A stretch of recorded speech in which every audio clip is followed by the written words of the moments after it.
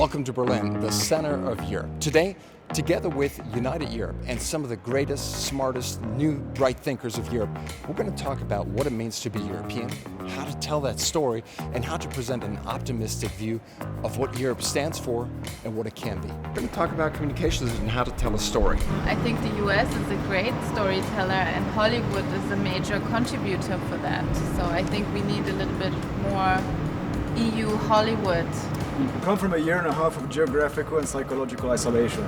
Take that chance to reconnect and understand other people. To reverse this narrative and to say that without the EU we are completely So I think what is missing now within the EU, that outreaching and especially for the youth outreaching. I think it's very important that we have intelligent stories that touch normal people's life, that we explain why it is important for employment, for environment, for freedoms, liberties that we indeed all take for granted, but that can be taken away in a whisker. I want you guys to figure out what are the hopes that you associate with Europe. I would really like to see Europe collectively getting to a point where dignified, comfortable living does not depend on one's ability to contribute to a capitalist economic system. Appreciating what is available in Europe. And it should all be a bit more simple and understandable, so we all realize what great things we have. I guess it means social security,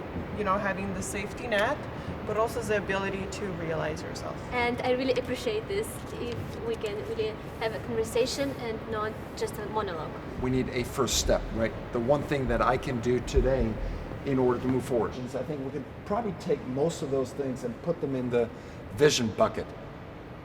I want us to focus on the dismay and the shock, right?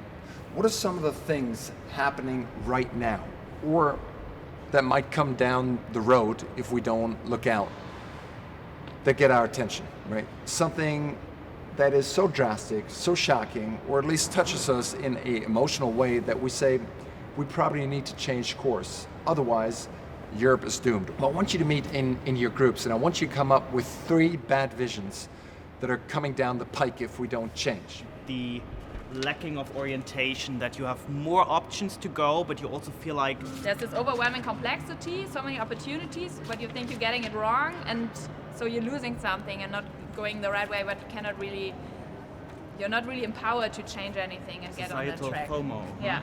We also need to understand that a lot of them don't consume content in English or don't consume content that we consume. So it's about making local relevance for them. For somebody who's in France and who votes for right-wing parties, this person's not gonna read English language newspaper. To me, a story is a journey. It's about different sequences. Where do we come from and where do we want to go? We need to take a look at Hollywood, right? Hollywood does great storytelling, right? And there is a baseline for great storytelling, but use it in order to craft a storyline of where we're coming from and where we're going. Try to think about the question of why us and why right now. Pandemics and other events just made her realize how happy she was, what luxuries she enjoyed by having these liberties. And she realized what the villain is in that story. It's the indifference that we take so many things for granted. As the pandemic showed, the challenges and problems that we face are common. There is nothing unique about them. Perhaps our experience of them is unique, but the problem itself is not. Can you smell the smoke? It's the fire in the woods in Mecklenburg-West Pomerania. It's because of the droughts, because of the climate crisis. And do you feel your feet are wet? It's because of the flood last week in Germany, with many deaths.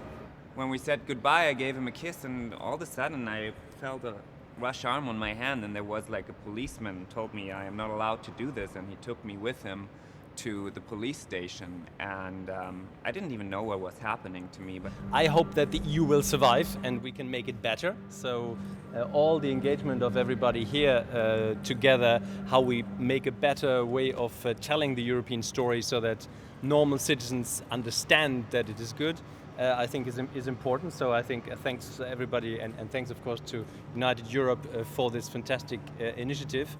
So with that, we're coming to a close.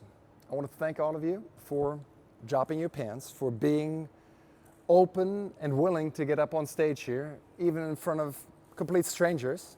Thank you for joining us, right? This was my first event back after the pandemic, and I want to thank you guys for putting this together, back here, over here, everyone who's involved in putting this together. Thanks, United Europe.